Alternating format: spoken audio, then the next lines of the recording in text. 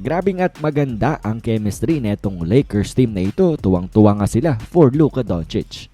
Wala sa tapatan ng Lakers pati na rin ng Miami Heat, abay insane performance ang tinala ni Luka Doncic kung saan meron siyang 60 points on a very efficient 60% shooting sa field and 53% sa 3-pointers. Nagtala siya ng 7 rebounds, 3 assists tapos may 5 steal. Patuloy lang itong si Luka Doncic sa kanyang matitinding performances para nga sa LA Lakers para sila'y tulungan na manalo. At sa post-game interview ay tinawagan ni Coach JJ Redick ang 60-point performance ni Luka against sa Heat na superhero performance. Ito pakinggan natin ang kanyang naging reaksyon. It was a superhero performance. I thought him really getting us, keeping us afloat early was really important. And then all the groups there in the second quarter really did a nice job. The group that started, obviously, the second half that got us the lead was great. But he made big shots. He made tough shots.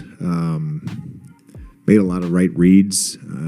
It's when he gets it going like that. It's some of it is you just kind of like let him go.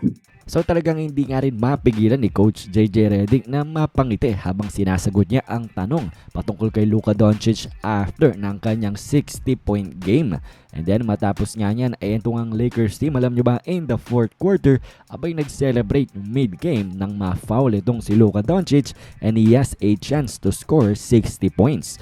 Tuwang-tuwa sina LeBron James dito, sina Bronny, sina Rui Hachimura at ang buong Lakers team ay tuwang-tuwa nga nang dahil si Luka ay makaka-60. Ito silipin natin ang video clip.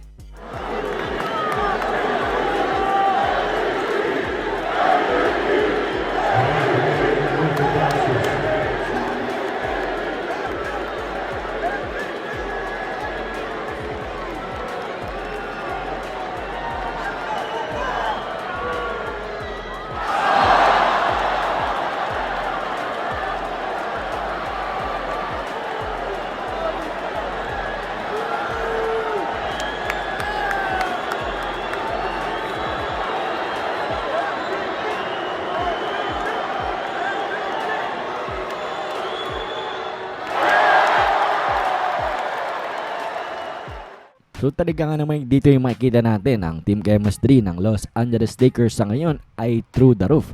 Nang dahil ngayon ay meron silang 8-game winning streak at nanalo ang Lakers sa kanilang last 12 games ng 11 times. So talaga nga namang through the roof ang chemistry ng LA Lakers at pinakikita nga nila ito lately sa kanilang mga games. Nagre-resulta nga ito ng magagandang panalo at hindi lang magagandang panalo, talaga nga namang against yan sa mga solid playoff NBA teams. So lately pinatutunayan ng LA Lakers na talagang they belong sa one of the contenders in the NBA this year. At sa video clip nga rin yan ay napanood natin at narinig natin na si Luka Doncic makakatanggap ng MVP chance on the road dito pa sa team ng Miami Heat. At talaga nga namang pati ang mga Heat fans ay namangha sa kanilang na-witness na performance neto ni Luka Doncic. And definitely dapat ngang umangat itong si Luka sa kanyang MVP ranking sa ngayon nang dahil pang number 4 nga siya sa latest na update ng NBA. And let's see nga kung matapos na itong grabing mga performances ni Luka Doncic at alam nyo ba naka 100 points siya in the last 24 hours. 40 points against sa Rockets, then 60 points against nga dito sa Miami Heat. Let's see kung ano na mangyayari kung aangat ba si Luka Doncic matapos ng kanyang mga insane performances during this Lakers winning streak. Pero anyways, kayo ba? Ano bang masasabi nyo dito nga sa 60-point game ni Luka Doncic against sa team ng Miami Heat? Sinabayan pa yan ng panalo? Komento nyo lamang inyong mga opinion sa ating comment section.